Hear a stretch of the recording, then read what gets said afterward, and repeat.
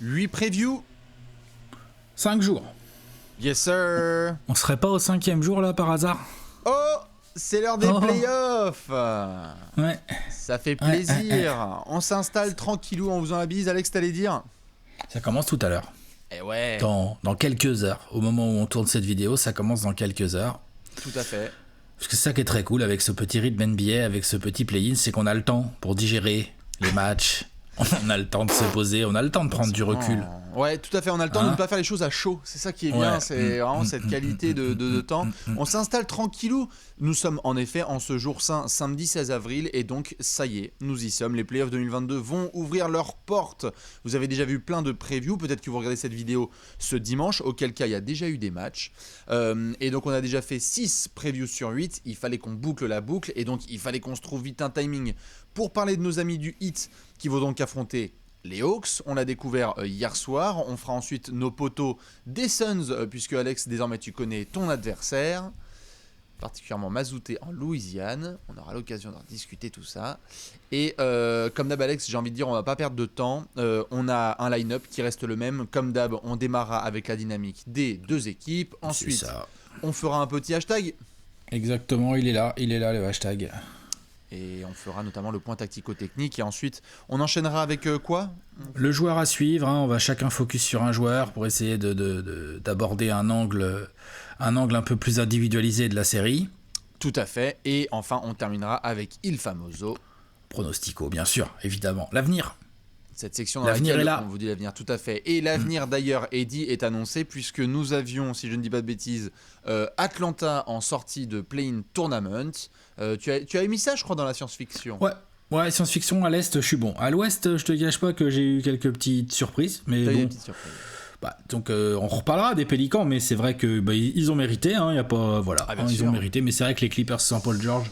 C'est vrai que c'était un peu compliqué, on reparlera de tout ça. Juste une petite dédicace, évidemment, comme d'hab, à Léonce qui nous a fait un setup de zinzin, puisque même si nous sommes à quelques heures des matchs, eh bien, on peut quand même faire nos previews à distance. Donc, la bise au MVP, comme d'habitude.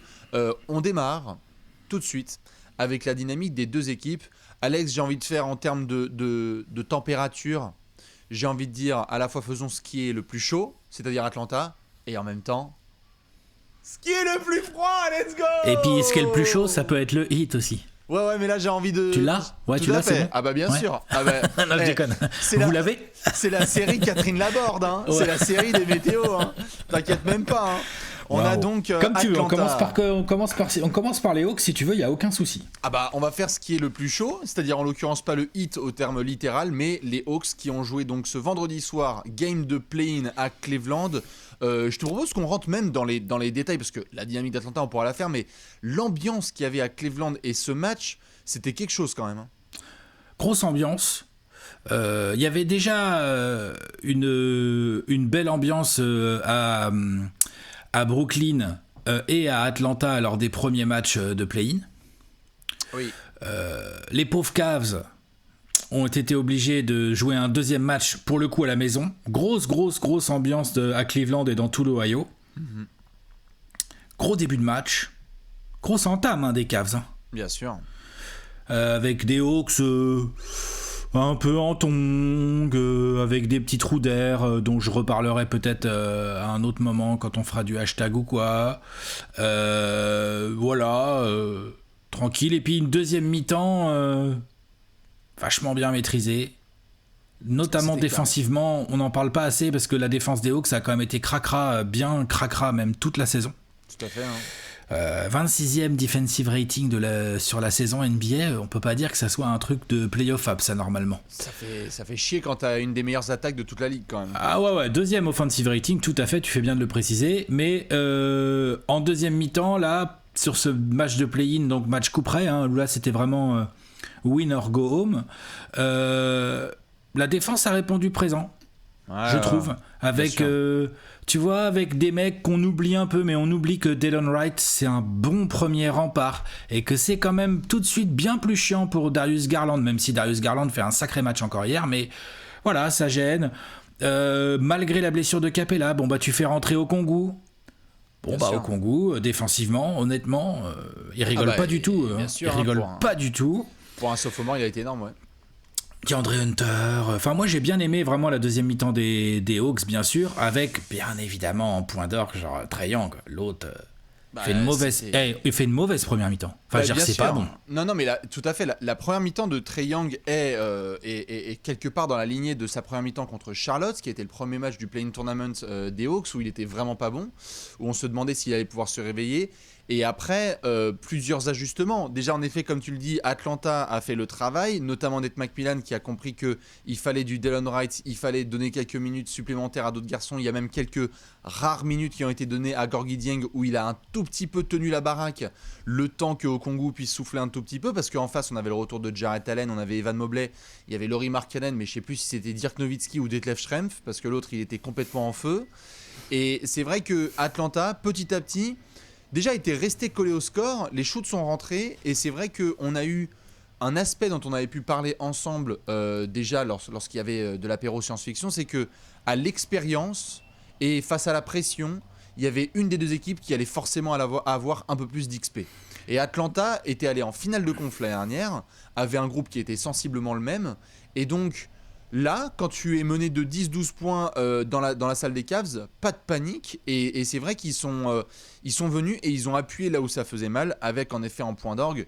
Moi, je vais me permettre, Alex, mais on l'avait dit dans la vidéo, hormis KD, et on peut toujours débattre avec Kyrie, mais Atlanta savait qu'ils allaient avoir le meilleur joueur du play-in tournament derrière l'autre fou de Brooklyn.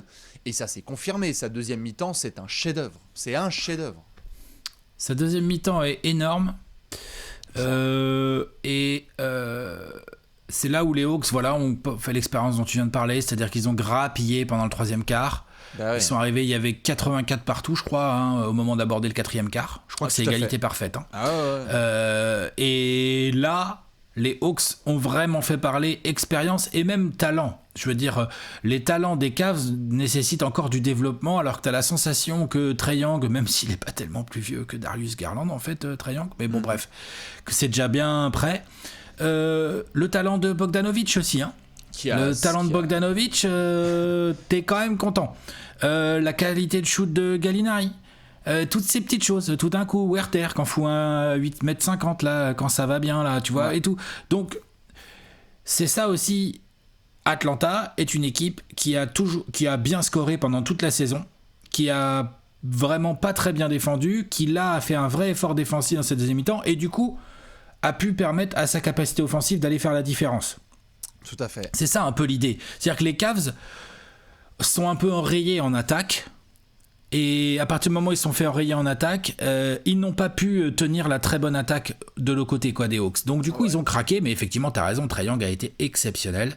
Ils savaient plus quoi faire. Ils lui envoyaient d'abord Okoro, après ils essayaient de le doubler là. Ils essayaient de le doubler très très haut là et tout, ça marchait pas. L'autre, il est allé chercher les lancers, les flotteurs. C'est la totale. Il leur a fait la totale, je suis d'accord. C'est la totale, 32 de ses 38 points en seconde mi-temps, et même pour être précis, 32 points, 5 passes et 0 balles perdues, rien que sur la deuxième mi-temps. Donc le retournement a été énorme. La clim est encore posée. Une nouvelle salle qui appartient à Trae Young, après ce qui s'était passé au Madison Square Garden l'année dernière. Il en a même profité pour faire des petits coucous comme ça en partant, parce que c'est le point d'exclamation sur des fuck Trae Young qui ont été envoyés dans le troisième quart-temps, donc c'était la moindre des choses. Et c'est vrai qu'on a vu aussi quelque part, on est retombé dans certains travers dont on reparlera par la suite peut-être de notre ami JB Bickerstaff et des Cavs, lorsqu'il a fallu prendre des bonnes décisions. Ça a été un peu compliqué en deuxième période, et c'est vrai qu'en face, je dirais le minimum intelligent et pragmatique a été réalisé par les Hawks. Victoire en déplacement. Malgré ça, Alex, lorsqu'on parle de dynamique, même si tu es content que tu aies Atlanta d'accéder aux playoffs, parce que c'était vraiment l'objectif, battre les Hornets, puis battre les Cavs, tu vas quand même démarrer la série contre Miami avec un Clint Capela qui est très incertain. On a vu cette blessure au genou en fin de première mi-temps. Pour le moment, au moment où on parle, donc, on est juste sur de l'optimisme côté Atlanta sur le fait que la structure du genou n'est pas trop touchée, mais ça avait l'air sale quand même à l'image. Ça, c'est pas cool pour la dynamique des Hawks. Et puis surtout, faudrait pas que ce play-in masque la dynamique globale des Hawks. La dynamique globale des Hawks, ça va un petit peu mieux là en arrivant sur les playoffs, moi je trouve. C'était bien, hein.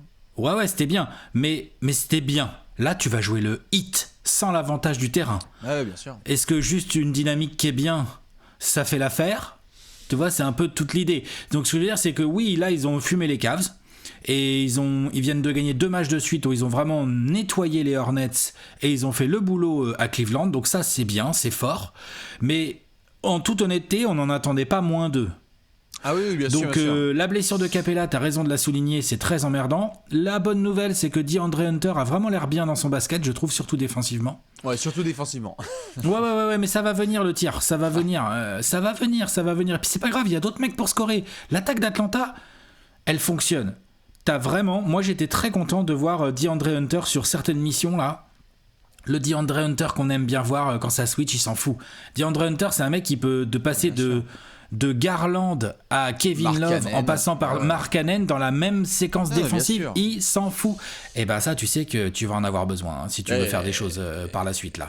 Donc s'il rentre pas ses tirs, c'est pas grave, il y a Trae Young, il y a Gallinari, il y a Bogdan, ça serait mieux qu'il les mette, mais je veux dire, il y a d'autres gens quoi, tu vois, il y a de l'attaque. Bien sûr, en défense, ils avaient tellement besoin de lui. Après, c'est vrai que Hunter peut se permettre de faire ce travail, notamment quand il y a l'horloge suisse qui patrouille derrière. C'est tout de suite beaucoup plus agréable quand on a Capella qui faisait, lui, en termes de dynamique, une fin de saison complètement dingue. Il avait eu des soucis au tendon d'Achille en début de saison.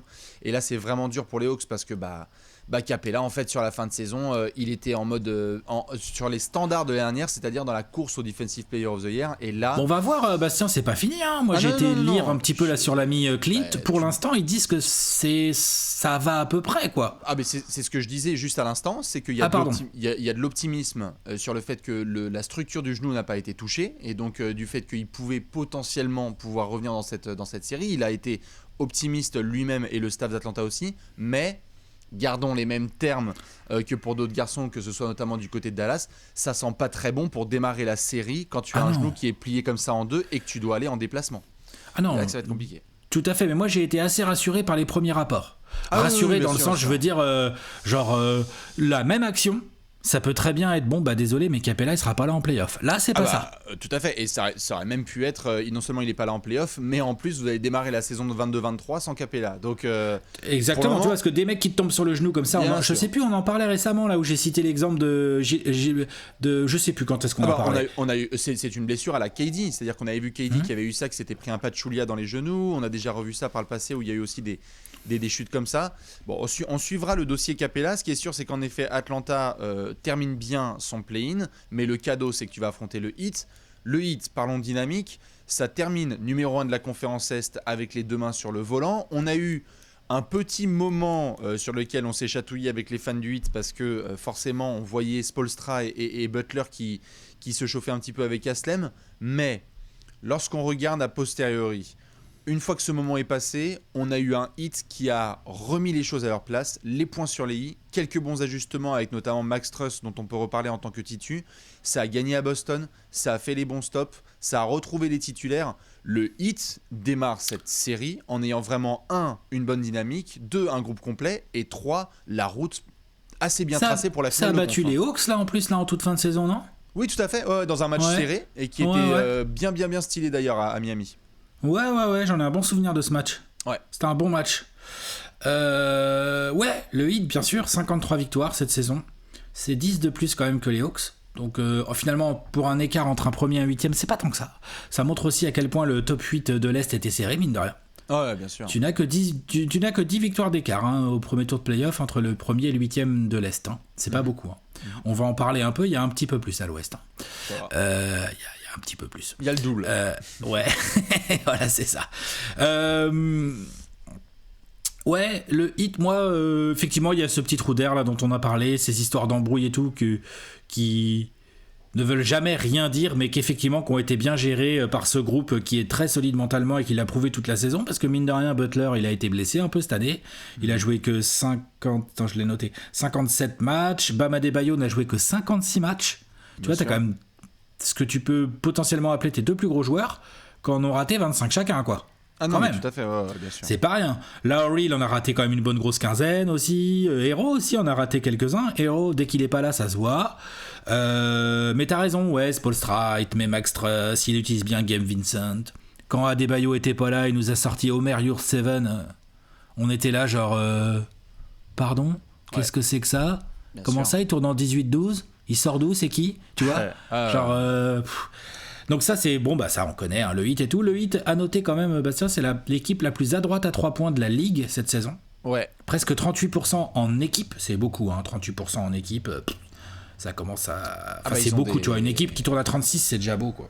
Ouais, ils ont des assassins, hein, les connus, hein, notamment Lowry et Duncan Robinson, mais quand tu vois des Gabe Vincent, des Max Strus et compagnie, et Tyler Hero qui font le travail derrière, c'est vrai que ça a permis notamment aux Heat de pouvoir réaliser cette saison, qui est une saison entre discrète et dominante, puisque quelque part on a surtout parlé des Nets qui bougeaient, des Sixers qui récupéraient Harden, de la montée en puissance après la chute de Boston, et Miami tranquillou avançait son wagon en disant les gars, en fait nous ce qu'on va faire, c'est qu'on va prendre l'avantage du terrain tout au long des playoffs à l'Est en fait, et on va se ramener dans la FTX Arena, ou American Airlines comme on aime continuer à le dire, la AAA, tout à fait, la triple A, là-dessus ça ne bougera pas, l'andouillette on l'appelle.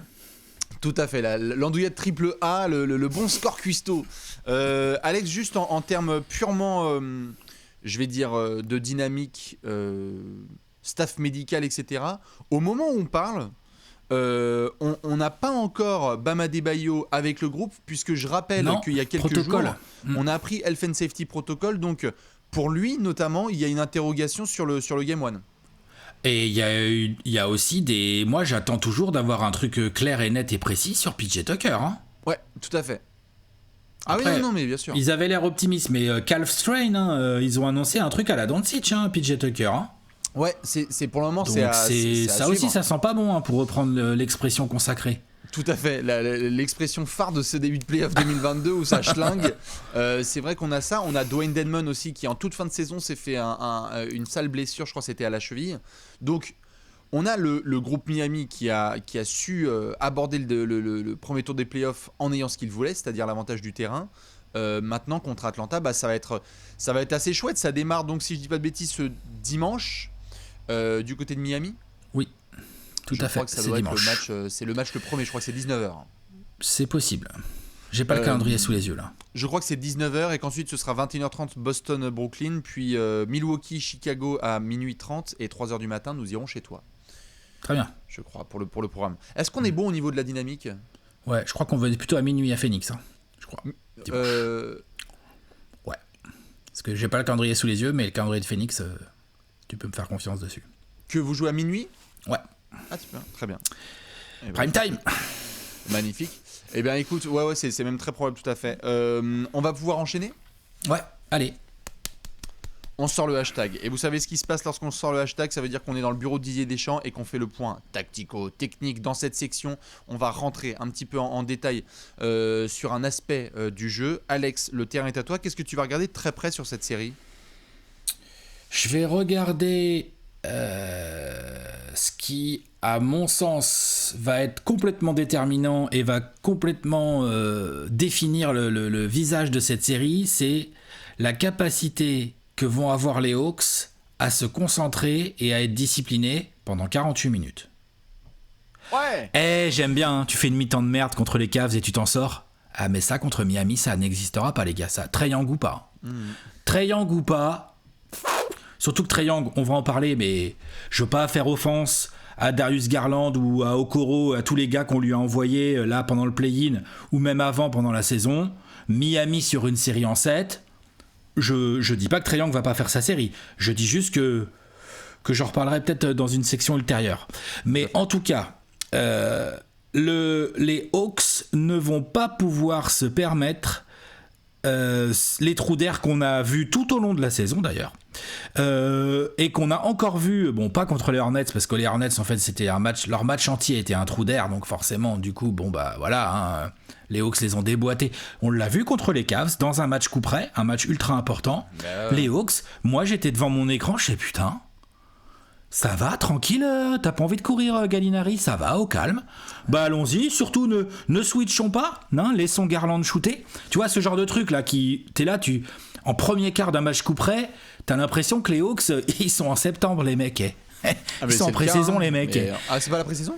Ouais, c'est ça. Non, mais contre le Heat, après, Bastien, tu me dis ce que t'en penses, mais contre le Heat, si tu commences à faire ces trucs-là, quand le Heat te mène 2-15, je veux bien voir comment tu reviens. Je veux bien voir. C'est indéniable. Et je suis bien d'accord avec toi, en effet, sur cet aspect du jeu.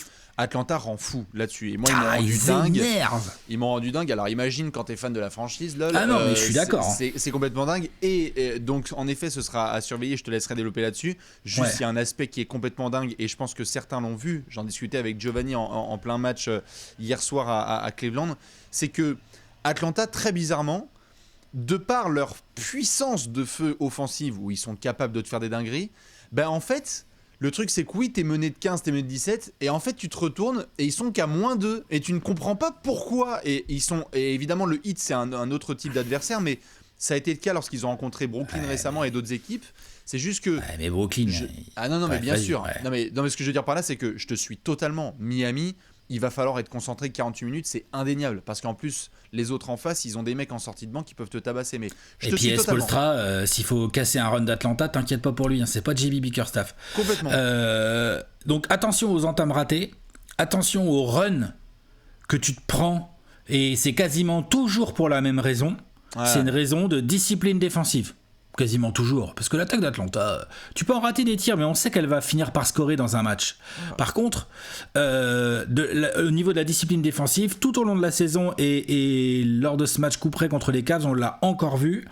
Et donc du coup, attention aux trous d'air, attention aux entames ratées, attention quand l'adversaire commence à faire un run, un stop, deux stops, si toi tu fais pas de stop en face.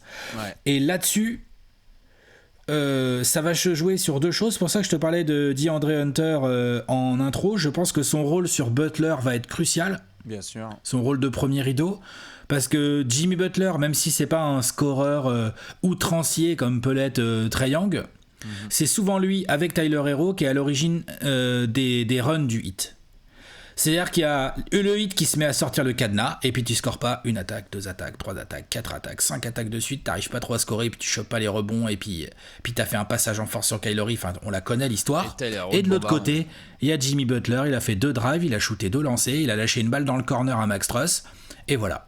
11-0. Bien sûr. Et merci, au revoir. Tout à fait. Et Tyler Herro a fait des célébrations parce que ça a pull-up à 3 points avec 18 sur l'ange des 24.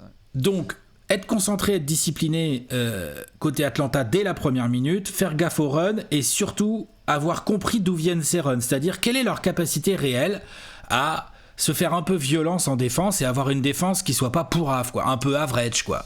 Tu vois, genre où Butler, ça va, c'est pas juste une balade, où Tyler Herro, il peut pas pull up tout ce qu'il veut là, parce qu'il y a des mecs dessus, quoi. Tu vois, voilà, ce genre de choses où tu obliges un peu, je sais pas, Gabe Vincent ou je ne sais pas quel autre gars à te punir, c'est déjà mieux, tu vois. Non, voilà. Bien sûr. Non, je te suis totalement. C'est vrai que Atlanta a ses côtés montagnes russes dans les performances où ils peuvent être complètement deadly contender pendant un quart-temps et après tu te dis mais d'où ils ont fait le play-in tournament au quart-temps suivant.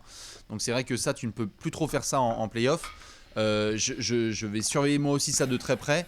Et ils l'ont fait d'ailleurs en play-off l'année dernière. Hein. C'était une équipe qui était capable de caler des gros runs, mais aussi de se prendre plus 25. Tu peux te prendre plus 25 entre guillemets par les Sixers de Embiid, Ben Simmons, etc.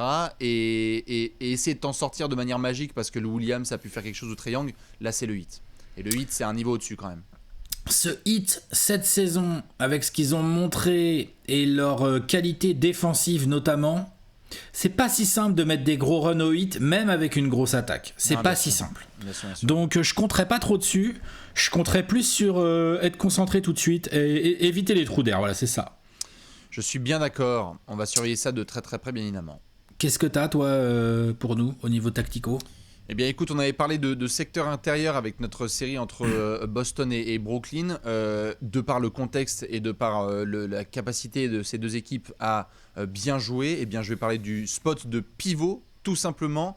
Parce que, alors là, attention, il va falloir s'ajuster, les amis. D'un côté, on ne sait pas si on peut compter sur Dwayne Dedmon. On ne sait pas trop à quel moment va revenir Bam Adebayo. En face, on ne sait pas si on va pouvoir compter sur Clint Capella. Et tu as Onyeka Okongwu avec derrière du Gorgui Dieng. Ou, surprise du chef, certains line-up à devoir surveiller avec du Danilo Gallinari en 5 pour faire du fer à cheval. Et alors là, bon courage, 1 pour défendre dessus, mais alors régale-toi pour attaquer de l'autre côté. C'est ça. Pourquoi est-ce que je veux parler du spot de pivot ? Parce que Miami a une vraie clé et c'est notamment dans sa capacité à aller provoquer des lancers francs. C'est-à-dire que si tu es Jimmy Butler et que tu es Bam Adebayo et que tu as des garçons qui sont capables d'être agressifs, parce qu'on sait qu'Adebayo, certains cartons, c'est prime KG et après il est un petit peu plus discret en attaque. S'ils sont capables d'être agressifs, attention aux problèmes de faute d'Atlanta. Si tu es Miami et que tu vois qu'il n'y a pas Clint Capella, tu fais sortir Onyeka Okongwu qui est tu vas au cercle, tu vas au cercle et tu vas essayer de faire payer les arbitres et payer Onyeka Okongwu qui est très bon en protection d'arceau, mais temps mort. Là, il faut que tu punisses parce que derrière, tu forces Nate McMillan à être à poil. Désolé pour cette image dans votre tête, mais il faut que tu choisisses entre Gorgui Dieng et Danilo Gallinari. Et alors, Kyle Lowry et Jimmy Butler et Tyler Herro, tu leur dis on peut switcher sur Gallinari? Mais c'est ce qui a failli coûter le match aux Hawks face aux Cavs. C'est que le mec défensivement, offensivement, il est incroyable, les talons italiens.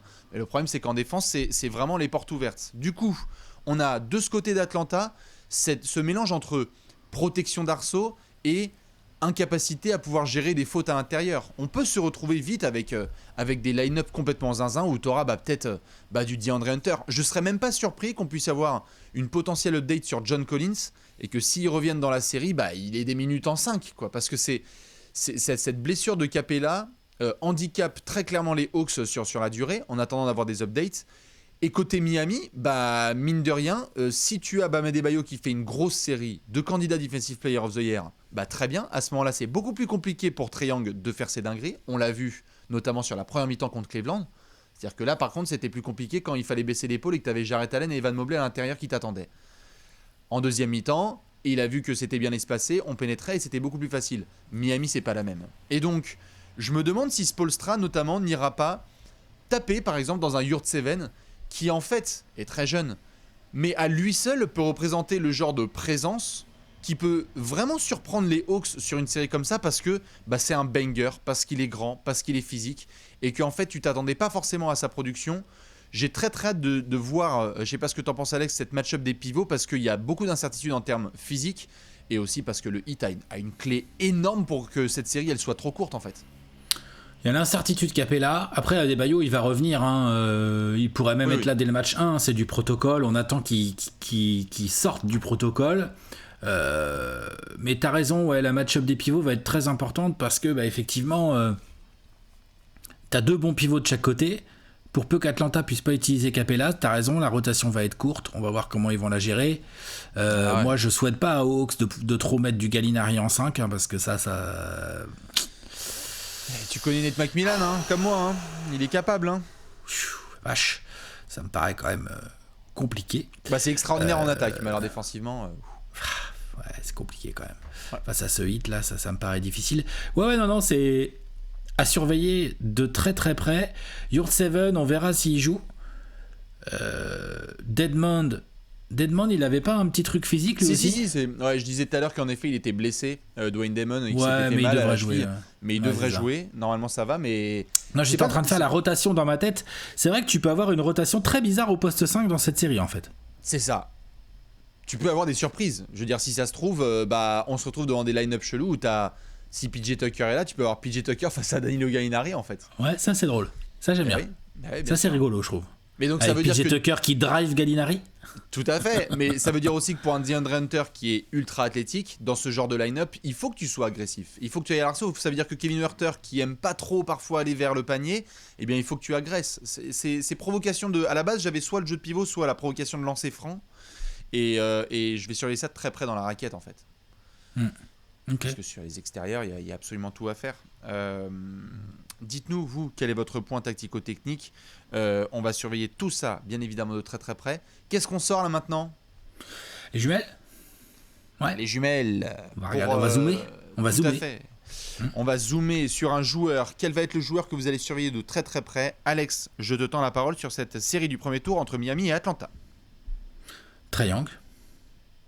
Tu connais? Ice! Try the game! Ouais, Trae Young. Plusieurs raisons à cela. J'ai commencé à en parler là. Éviter les trous d'air, c'est valable pour Trae Young. Yes, sir. Sa deuxième mi-temps est extraordinaire hier. Sa première mi-temps est pas bonne du tout. Encore une fois, contre une équipe expérimentée comme le Heat, je suis pas sûr que tu reviennes dans ce match. en fait, si c'est le Heat en face, je suis pas sûr. Donc tu peux perdre bêtement des matchs parce qu'en fait, t'as pris 12 ou 14 points d'écart dès le premier quart, en fait. Parce que Trae Young, il pull up un peu n'importe comment de loin, parce qu'il est pas chaud, parce qu'il s'en fout. Enfin, tu vois, voilà. On la connaît l'histoire, et pendant ce temps-là, t'en encaisses 34, là, parce que ta défense, elle tient pas. Donc, ouais, non. Trae Young, c'est une superstar. On commence à capter. Il fait une très très grande saison d'un point de vue individuel, Trae Young. Pardon, mais... Voilà, l'autre, c'est un grand malade. 28 points, 10 passes, des gros pourcentages au tir. Enfin, c'est un taré. Un très beau playing de Trae Young et tout. Sauf que l'année dernière, bon, ok, allez, tu te fais des amis au Madison Square Garden. Ensuite, tu profites des errements mentaux des Sixers, ok, pour faire des comebacks de taré et tout, enfin Atlanta et tout. D'ailleurs, John Collins, Capella, Trae Young n'était pas tout seul dans ses comebacks et tout. Après, en finale de conf, non seulement il a raté 2 matchs, je crois, il a pris des coups, il a raté 2 matchs, je crois, Trae Young, on est d'accord. Ouais, blessé, en plus, il a souffert parce que Jrue Holiday, parce que la défense des Bucks, quoi, complicado. Il fait un très gros match, le premier, le deuxième, mais 48 points. Le premier 48 points à Milwaukee. Ouais, c'est ça. Voilà, après, c'est compliqué comme série, ça peut arriver à d'autres gens, et surtout la différence, c'est que les Hawks étaient déjà en finale de conf. Les Hawks qui se font sortir en finale de conf par les Bucks l'année dernière, tout le monde a fait waouh, incroyable, magnifique campagne des Hawks, on est d'accord. Bien sûr. Là, avec la régulière pas ouf, où du coup tu finis 8ème, et en plus t'arrives et tu te bouffes le Heat assez défensif, avec beaucoup de joueurs vicelards, Kyle Lowry, Jimmy Butler, ils ont pas mal de monde à envoyer sur Trae Young déjà en premier rideau, plus ils ont un vrai deuxième rideau, enfin c'est une équipe qui sait mettre en place des stratégies défensives. Et après, je suis pas dans le staff de Spoelstra, mais je serais surpris que le mot Trae Young n'ait pas été prononcé de manière très, très forte là, depuis quelques heures. C'est évident. À mon sens, c'est le plus grand rendez-vous de la jeune carrière de Trae Young. Il est là. Il doit faire un grand premier tour, il en a les moyens, mais il faut faire très attention parce que c'est aussi le genre de premier tour où ils ont vu le Heat, ils l'ont vu chambrer le public du Garden et mettre la race aux Knicks, ils l'ont vu la faire au revoir aux Cavs. Je crois pas que Jimmy Butler, Kyle Lowry, PJ Tucker et tout, ils aient envie de ça. Donc je pense que Trae Young, s'il fait trop son malin, il va retrouver en face de lui des trash talkers qui aiment bien ça aussi. Il va retrouver en face de lui des équipes très tactiques. C'est-à-dire que je pense que dès qu'ils vont pouvoir attaquer sur Trae Young, ça va attaquer sur Trae Young fort. Donc il est devant un challenge. Il est, pour moi, le meilleur joueur de la série. J'ai pas peur de le dire. Oui. Clairement. Je pense que individuellement, Trae Young... Après, il y a des gens qui disent « Non, Jimmy Butler ». Je comprends, Jimmy Butler, il y a un côté du terrain où clairement il est très supérieur à Trae Young. Ça, je pense que tout le monde l'aura. Le côté du terrain qui commence par D, là. Par contre, en attaque, Trae Young, voilà quoi. Et Trae Young est un joueur qui peut sublimer tout un collectif, faire jouer tout le monde. En gros, il est impliqué dans chaque panier. L'autre, c'est un taré. Donc, je pense que le Heat va complètement le cibler. De la première à la dernière minute. Je pense qu'on va lui envoyer des mecs un peu plus grands que lui, un peu plus costauds. À part Kyle Lowry qui est pas forcément tellement plus grand mais qui est beaucoup plus expérimenté et tout. Et le plan va être clair, genre, tu sais quoi, vas-y Gallinari, vas-y Bogdanovic, vas-y DeAndre Hunter, shooter. Mais je pense que Trae Young va être visé, va être molesté, va être physiquement mis en difficulté. Et c'est le Heat quoi, voilà, c'est pas des enfants de cœur. Donc, ouais... Quand t'es ciblé comme ça par une des meilleures défenses de la ligue avec plein de joueurs très expérimentés, ouais, je pense que c'est ton plus grand rendez-vous de ta jeune carrière. Oui. Et qu'il faut pas le rater. S'il le rate, on dira bon, voilà, nanana, saison de merde et tout, mais on dira quand même, ah bah voilà, il s'est fait défoncer par le Heat. Alors qu'il a les moyens de enchaîner. Est-ce que Trae Young est capable de, voilà, malgré l'adversité d'un Heat où il n'y a pas que l'adversité mentale, il va y avoir aussi les actes qui vont être joints aux paroles. Eux, ils peuvent tout switcher, Et Adebayo, s'il se retrouve derrière un écran face à Trae Young, je te dis pas que c'est une bonne nouvelle pour Adebayo, mais c'est pas non plus une bonne nouvelle pour Trae Young, en fait, tu vois. Ah, bien sûr. Donc, ouais, j'attends beaucoup de voir la série que va pouvoir nous faire Trae Young sur la longueur. Est-ce qu'il est capable d'amener de la régularité avec des coups de chaud, évidemment, comme il sait les faire, mais s'il peut faire des coups de chaud en n'ayant pas été trop mauvais en entame de match. Je l'ai vu beaucoup rater des entames de match cette saison. Et après se rattraper parce qu'il a un mental incroyable, parce qu'il a une intelligence de jeu phénoménale et qu'il lit tout de suite et qu'il trouve, il sait appuyer exactement là où ça fait mal et tout. Bien sûr, Trae Young a tout ça en lui. Sauf que là, voilà, là il y a un défi très très sérieux face à une équipe qui peut pas se permettre de laisser Trae Young faire le kéké. Hein.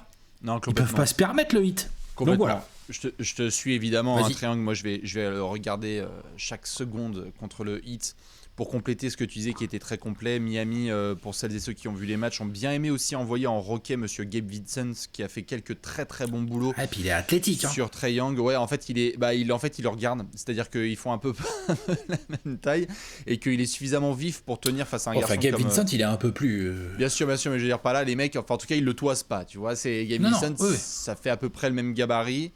Et donc du coup c'est vrai qu'ils avaient bien aimé envoyer des gars comme ça ou des mecs plus grands comme tu l'as dit. Moi ce que j'adore c'est que le plus grand est le challenge, plus il kiffe ça l'autre. Donc je veux dire on lui a dit Ben Simmons et Matisse Thybulle et il a fait d'accord. Mais pourquoi pas en fait hein. On a dit qu'on allait l'éteindre. Il en a chié d'ailleurs. Ben Simmons et Matisse Thybulle lui ont fait bien baisser ses pourcentages et tout. On n'en parle jamais, mais ça a été dur. Il a fait une belle série, hein, mais ça a été dur au scoring. Et il a trouvé la parade en faisant notamment des passes décisives. Je ne serais pas étonné que Spoelstra justement aille doubler assez tôt pour dire allez-y en 4 contre 3, demandez à DeAndre Hunter de nous punir. Mais nous en fait on va le trapper très très tôt parce qu'on ne le laissera pas prendre des high pick and roll, etc. Ça c'est sûr et certain.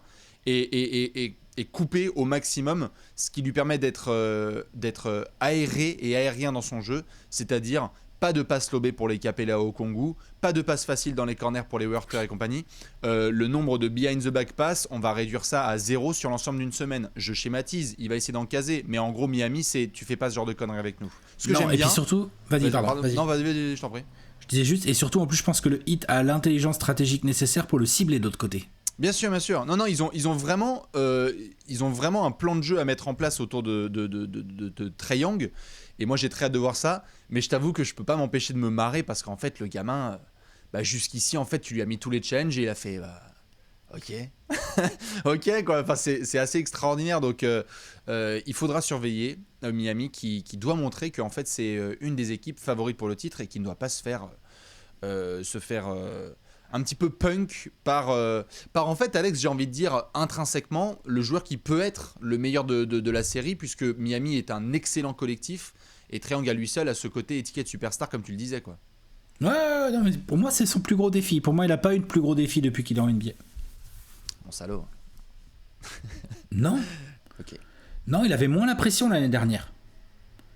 Il pouvait perdre l'année dernière. Là au premier tour les Hawks on va quand même dire ouais c'est bien, c'est super mais ah si, vous avez fait 4ème l'année dernière, vous êtes allé en finale de conf, et là vous allez faire 8ème avec un premier tour. Non, si, on va dire ouais, la deuxième année de Macmillan, et puis Trae Young, c'est bien de climatiser Cleveland, mais tu vois, le Heat, vous avez pris 4-0 ou 4-1, tu vois ce que je veux dire ou pas ? Tout à fait, après c'est vrai que là, des premières réactions qu'il y a, et on fera après dans le pronostic, c'est qu'on est quand même sur un 1 versus un 8, donc la saison au global de Atlanta elle est pas bonne, ça c'est sûr et certain, mais je veux dire si Atlanta s'incline contre Miami, j'ai envie de dire c'est la moindre des choses. Oui, c'est un 1 versus un 8, donc on verra. Bien sûr, mais s'il s'incline contre Miami avec un Trae Young à 30 points par match, on fera putain, il a quand même envoyé du sale encore le gamin, alors que s'il est maintenu différemment et qu'Atlanta se fait complètement martyriser, c'est un autre délire.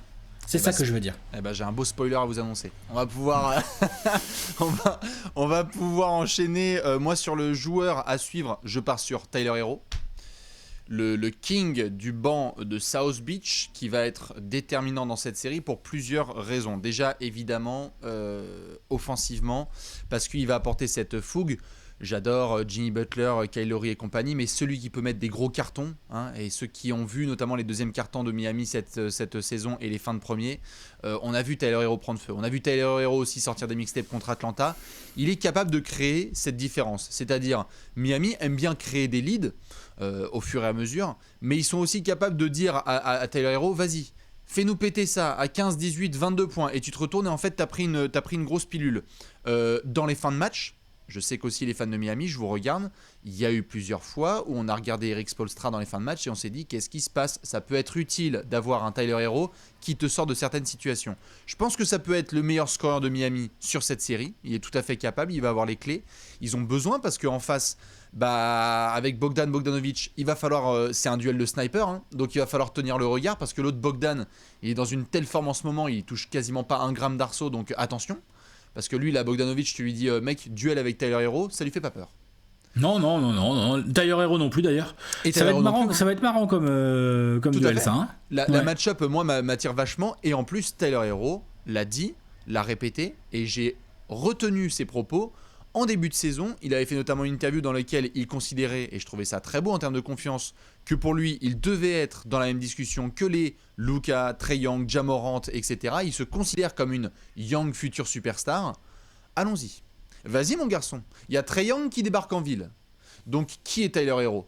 Est-ce que c'est Jordan Clarkson ou est-ce que c'est un garçon qui regarde les Hawks et qui dit bah en fait vous aviez pas de solution, j'ai tourné à 25 points de moyenne sur ce premier tour et certes il y a des darons au-dessus de moi, il n'y a pas de problème, je laisse les crédits à Bam, à Spoelstra, à Riley continuer, mais le mec qui a mis la sauce c'était moi, que ce soit à domicile ou à l'extérieur. Parce qu'il y a une défense pas terrible et bim, il en a profité direct. Non mais je suis d'accord. Exactement, et donc dans tous les registres, que ce soit à 3 points, mi-distance, provocation de lancer, gros run, rattrapage de lead, s'il y a en effet Atlanta qui a créé un écart, je vais surveiller de très près Tyler Hero, parce que oui, la plateforme elle est là. On l'a vu dans la bulle, on l'a vu là cette saison, il a été vraiment extraordinaire. Je souhaite qu'il confirme ses propos. On a vu Ja Morant parler, il y a les actes qui ont été derrière. On a vu Trae Young parler, il y a les actes qui ont eu lieu derrière. Où Tyler Hero se situe dans la cour des grands arrières. Non, c'est clair. Il peut faire du mal, lui. Hein. Et moi, je m'attends à ce qu'il défonce Atlanta, à titre perso. Hein. Je pense qu'il va faire une très très grosse série. En plus, le Heat en a besoin. Hein. Tu as bien fait de le préciser parce qu'on l'a vu, les matchs sans Tyler Hero, c'est quand même pas le même délire côté Miami. C'est vraiment, ouais, tout à fait. T'as raison de le dire. Ils construisent un lead, mais c'est vraiment, tu construis ton avantage en rampant un peu. Alors que quand t'as Tyler Hero qui est là, bah c'est la folie de South Beach, quoi. Les mecs se permettent. Ouais. Trae Young en joueur à suivre du côté d'Alex. Monsieur Tyler Hero pour Bibi. Dites-nous qui vous allez suivre. Alex, je crois qu'on va devoir finir. Pronostico ? L'avenir ? Bim ? Les boules de cristal, tout ça ? Tout à fait.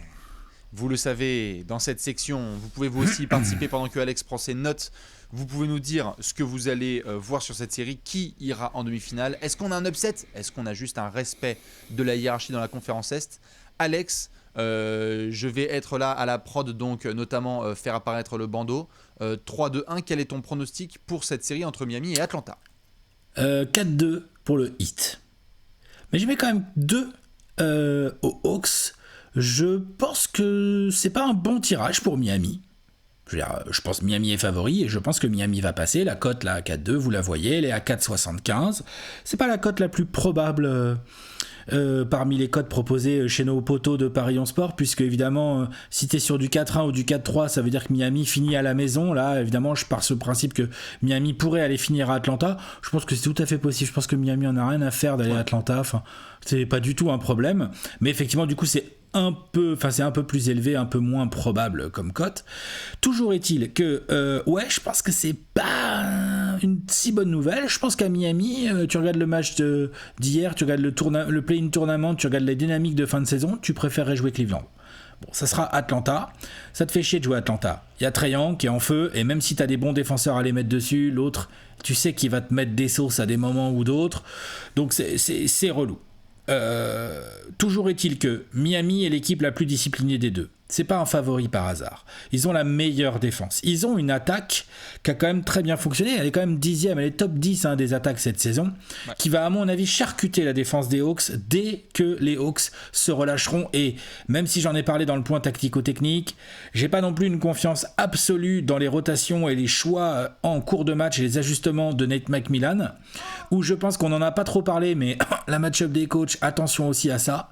Attention à Spoelstra qui a une petite inspiration et Macmillan qui fait vas-y Danilo, tu vois, genre non ça va pas le faire. Donc oui, non, Heat ça passe, mais effectivement avec leur puissance offensive, Trae Young et la forme de Bogdanovic, les Hawks vont faire chier, ouais, mais bon, Miami passe, Miami en patron. J'ai mis 4-2, mais je penchais plus pour le 4-1-4-2 que le 4-2-4-3, quoi, en gros. Hein. Je vois. Ouais, voilà. Je valide totalement ton pronostic. Je vais évidemment devoir basculer sur le mien. Est-ce que c'est plus serré ou est-ce que c'est encore plus large ? Eh bien, ce sera un peu plus large. Miami 4-1 sur cette série. Je pense que... En fait, je me base déjà avant tout sur cette situation avec Capella. Capella sera à 100% comme hier en première mi-temps là, et tout irait bien. je te suivrai un peu plus et je pourrais aller un peu plus loin. Mais c'est vrai que là, j'ai mes incertitudes. Miami a plus d'expérience. Miami est en mission. Attention aussi au Heat. Ne fais pas durer au premier tour l'année dernière. Ne fais pas durer cette série, tout à fait. Ne fais pas durer cette série si tu es le Heat. On parle de Miami comme un contender. On parle de Miami qui a une potentielle voie royale pour aller jusqu'en finale de conférence et potentiellement en finale NBA pour certains. Ne commence pas à envoyer des mauvais signaux. Hein. Commence pas à montrer à l'adversaire que là quand il y a un gamin qui débarque en ville, tu peux faire durer la série et ça se finit en 4-2, 4-3. Non. Je pense qu'il y a 4-1.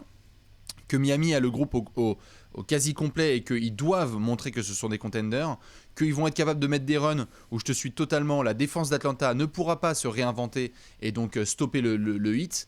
Même en fin de match, j'ai envie de voir, lorsqu'il y aura des gros stops défensifs, c'est ce qui s'est passé sur le dernier match de saison régulière où Atlanta avait fait un super game. Ils sont allés à Miami, ils étaient hyper concentrés, et puis il y a un moment où Kyle Lowry et Jimmy Butler ils disent « Les gars, ça score plus pendant 3 minutes. Ça ne scorera plus pendant 3 minutes. » Et c'était un match de saison régulière.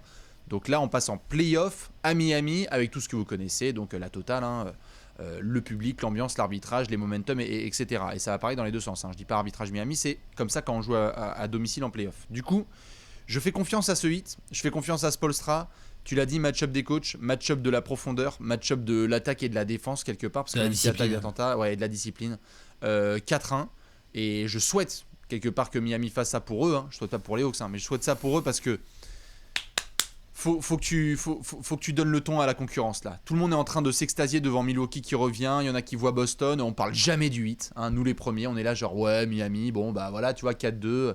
Limite Miami doit le prendre personnellement quoi. Attends, contre le 8e, on va faire 4-2 contre Atlanta. Non, c'est 4-0 ou 4-1. Voilà pour mon pronostic. Cote à 3-20. Hein. Donc il y a vraiment une grosse différence entre le 4-1 et le 4-2. Ouais. Tout à fait, le 4-1 est le plus probable. On rappelle évidemment de ne pas faire les bolos en cette période de play-off. Exactement, on ne mise que les sommes qu'on peut se permettre de perdre. Exactement. C'est simple, c'est efficace. C'est tout à fait efficace. Du coup, Alex, si je ne dis pas de bêtises, nous on va devoir boucler cette preview. Je vais devoir l'uploader sur YouTube et on va devoir enchaîner parce que après, qu'est-ce qu'il y a ? Non, ça me fait rire. Voilà. Eh ben, ouais, il faut l'uploader, effectivement, t'as raison. C'est vrai que si tu l'uploades pas, ça va marcher. C'est vrai que si on la garde pour nous, en tout cas, c'est un beau cadeau. Quoi. Ça marche moins bien. Si vous aimez ce genre d'analyse, n'hésitez pas à vous abonner. Et surtout, nous, on va ensuite enchaîner avec la dernière, la 8e des 8 previews en 5 jours. On ira dans pour la fin. Exactement. Alex, je te laisse avec le petit mot de la fin, justement. Le petit mot de la fin, c'est vivement la prochaine preview. Exactement. Allez, on vous fait des bisous. Et à tout de suite ciao. sur la chaîne YouTube. Ciao. Bisous. Ciao.